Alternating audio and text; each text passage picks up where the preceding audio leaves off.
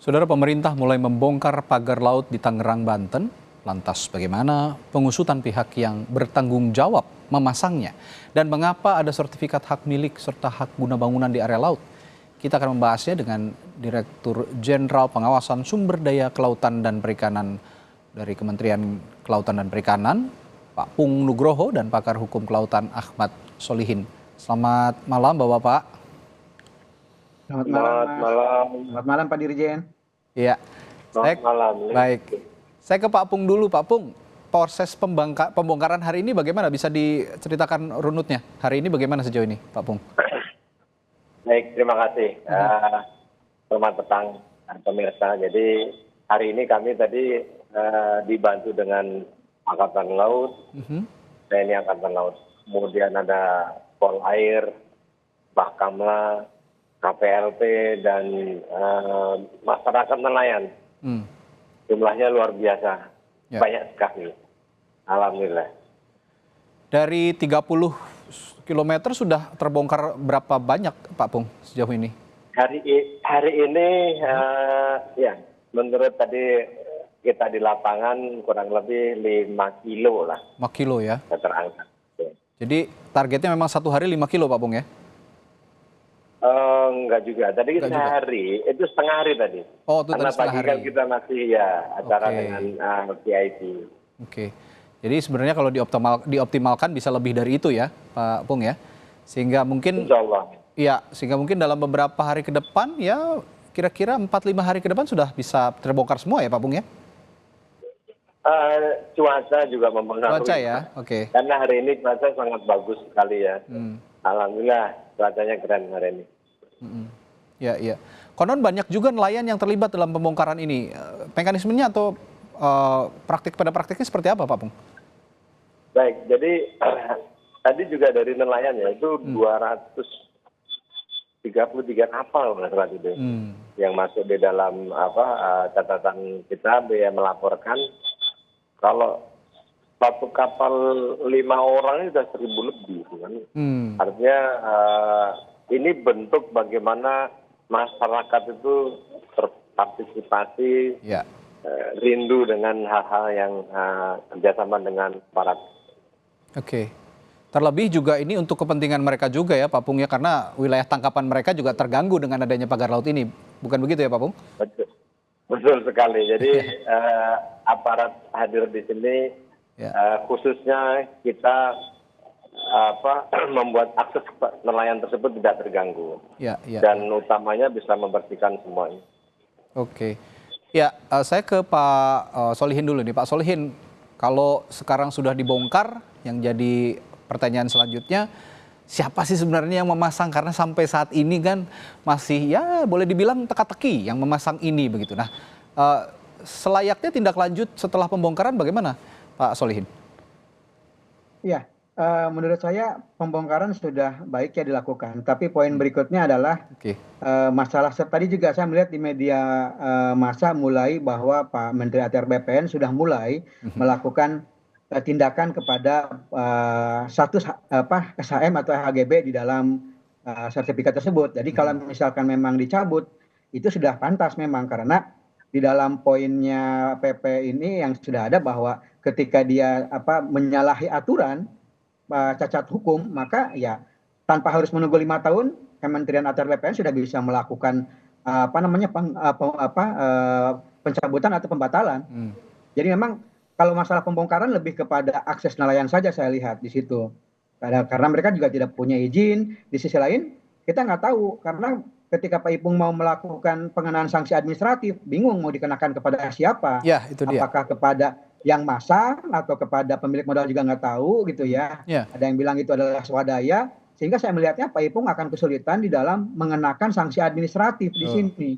Karena memang saya masih belum melihat Pak Ipung di sini unsur sanksi pidana karena tidak ada peralihan fungsi, hanya ketiadaan perizinan berusaha dalam PPK-PKKPRL yang pertama, terus yang kedua tidak ada alih fungsi yang signifikan. Jadi saya melihatnya baru sanksi administratif, tapi kita bingung dikenakan kepada siapa sanksi itu.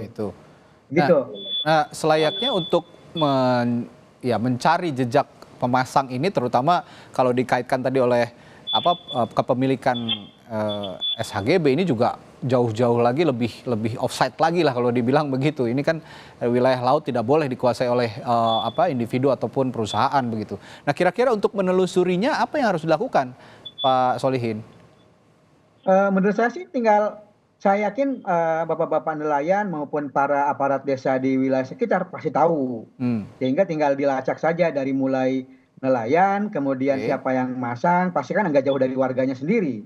Dari situ baru dicek lagi bahwa siapa yang memberi pembiayaan untuk pendanaan ini, baru naik lagi ke atasnya. Menurut saya sih itu harusnya sederhana ya, tidak sesusah yang sekarang gitu. Karena nelayan pasti mereka juga tahu ketika melaut ada yang masang, dan ketika menurunkan barang segitu banyak bambu pasti ada yang tahu. Jadi seharusnya itu tidak menjadi misterius pagar itu. Ya, aturan hukumnya, tapi kita juga ingin tahu nih, aturan hukumnya bagaimana sih Pak Solihin? Bukankah juga MK, Mahkamah Konstitusi, di tahun 2011 yang saya ketahui, itu juga sudah menegaskan bahwa ya tidak ada penerbitan yang namanya SHGB, SHM di tengah laut. Bagaimana ini Pak Solihin? Ya kalau kita merujuk kepada sejarah hukum, maka tahun 2000, Undang-Undang 27 tahun 2007 itu kan digugat oleh aliansi NGO. Ya. Nah, NGO dan masyarakat itu yang merasa dirugikan dengan potensi dari Undang-Undang 27 atas HP3, hak penguasaan perairan pesisir, maka mereka menggugat kepada MK. MK tahun 2010 melalui putusannya nomor 3 tahun 2010 memenangkan perkara gugatan para aliansi NGO, yang kemudian yang lucunya tahun Permen ATR 17 tahun 2016 masih mengeluarkan kata-kata bahwa hak atas tanah di perairan. Artinya Permen ATR ini adalah mengangkangi putusan MK. Itu dia. Padahal pada Undang-Undang 1 2014 revisi amandemen Undang-Undang pesisir itu jelas di situ dari hak berubah menjadi izin. Ya. Nah ketika misalkan karena apa? Putusan yang ditetapkan oleh MK itu dasarnya adalah apabila ini menjadi hak dan dikuasai, maka pihak yang berpotensi itu adalah nelayan. Dan pemilik modal pasti akan memenangkan setiap perkara ini karena mereka pasti akan kalah. Makanya Mahkamah Konstitusi memenangkan gugatan. Nah, lucunya tahun 2016 tadi kok keluar Permen ATR BPN, penataan pertanahan di wilayah pesisir dan pulau-pulau kecil yang di dalamnya memuat mengenai perairan hak atas tanah di perairan. Itu yang menjadi aneh gitu ya. Terus berikutnya ini yang ditekankan oleh saya belum melihat ya Mas gitu.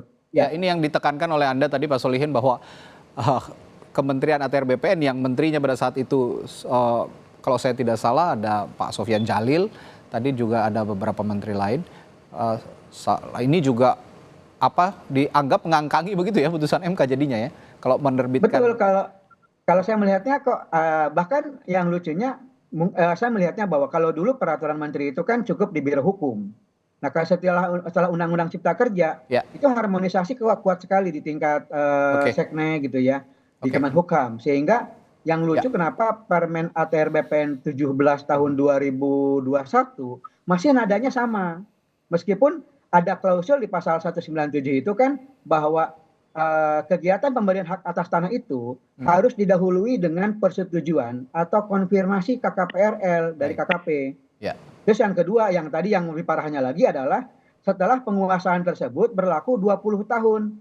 Turun-temurun 20 tahun secara berturut-turut. 3 kata kunci itu. Dan itu yang kemudian dinafikan oleh terbitnya sertifikat tersebut. Sebelum saya lebih jauh menanyakan ke Pak Pung tindakan kolaboratif antara Kementerian KKP juga dengan ATR BPN untuk mengetahui siapa sebenarnya yang memasang ini, saya ingin menanyakan dulu Pak Pung. Tadi ketika bongkar-bongkar pagar laut ini kan ada juga nelayan yang ikut serta begitu membongkar, membantu begitu, banyak sekali jumlahnya.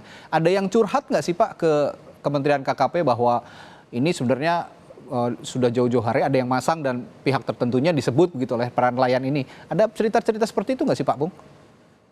Nggak ada. Karena nggak ada ya? Tadi nelayan itu euforia ya, bisa kerjasama dengan aparat, bisa mengambil melepas bambu-bambu. Jadi nggak ada cerita-cerita kayak gitu. Oke.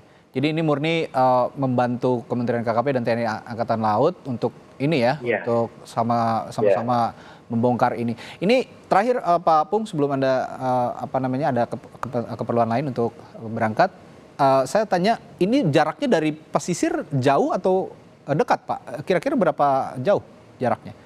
Kurang lebih ada yang 500 meter, yang 700 meter. Oh, 500 hingga 700 meter. Sebenarnya tidak terlalu jauh begitu ya, sehingga ada, ya boleh dalam tanda kutip, akal-akalan sedimentasi alami itu tadi yang disebutkan oleh Pak Sakti Wahyu Trenggono, Pak Menteri ya. Ini yang juga terus nanti akan ditelusuri tindakan kolaboratif dari KKP dan juga Kementerian ATR BPN. Baik, terima kasih Pak Pung. Sepertinya ada keperluan lain untuk segera meninggalkan Sapa Indonesia Malam. Terima kasih sekali lagi Pak Pung sudah bergabung bersama kami di Sapa Indonesia Malam. Sampai jumpa lagi, sehat selalu. Dan kami lanjutkan perbincangan dengan Pak Solihin. Nah Pak Solihin, ternyata nelayannya juga kan seperti Pak Pung bilang tadi tidak mengungkap sebenarnya siapa yang memasang ini. Lalu ya mau tidak mau masyarakat, pemerintah menelusuri sendiri sebenarnya keberadaan atau siapa dalang dibalik ini semua, begitu Pak Solihin ya? Iya, mau tidak mau tim dari Kementerian Kelautan atau misalkan dari para pihak, karena ini kan ranahnya administratif ya. Jadi kalau administratif maka mau tidak mau itu ranahnya teman-teman di KKP.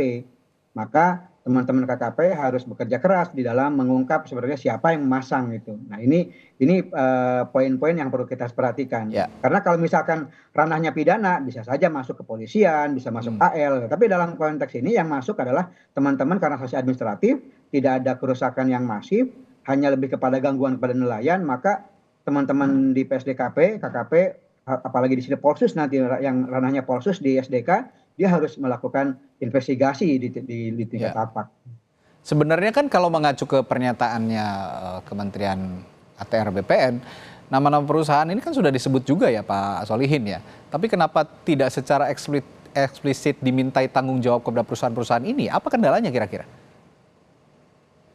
Nah, ini lebih kepada kemauan saja bagi saya sih, karena ini menjadi pembicaraan juga sejak misalnya bulan Juni Juli, menguat di September, terus sekarang mulai keluar gitu ya. Jadi sebenarnya kalau saya sih ini tidak harus susah, karena intinya ketika kita memasang pagar, memasang batas wilayah, itu kan yang memasang pasti pemiliknya. Ketika kita misalkan memagari Nusantara dengan patok-patok, pasti kan negara kita yang memasang. Maka begitu juga dengan pemilik tanah, ketika dia merasa tanahnya adalah milik dia, maka dia akan memasangnya.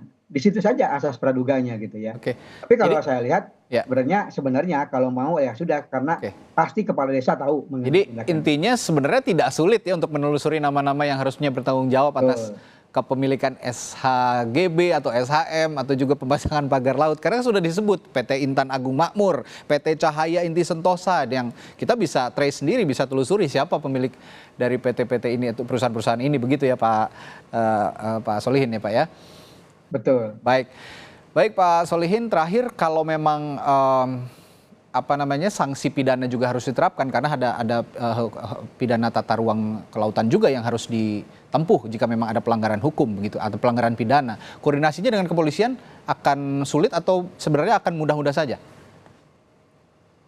Di teman-teman KKP kan sebenarnya sudah ada forum tindak pidana perikanan. Memang meskipun sekarang ranah pelanggaran ruang laut menjadi rejim hukum baru, karena kan, tapi yang jelas bagi saya itu bukan perkara yang susah. Apalagi sebenarnya saya masih belum masuk ke arah pidana ya, karena tingkat kalau kita membaca Undang-Undang Cipta Kerja dari mulai 11 2020 dan Undang-Undang 6 2023 itu masih ranahnya administratif, Mas. Baik, terima kasih pakar hukum kelautan Ahmad Solihin telah berbagi informasi dan perspektifnya di Sapa Indonesia Malam kali ini. Sehat selalu, sampai jumpa lagi Pak.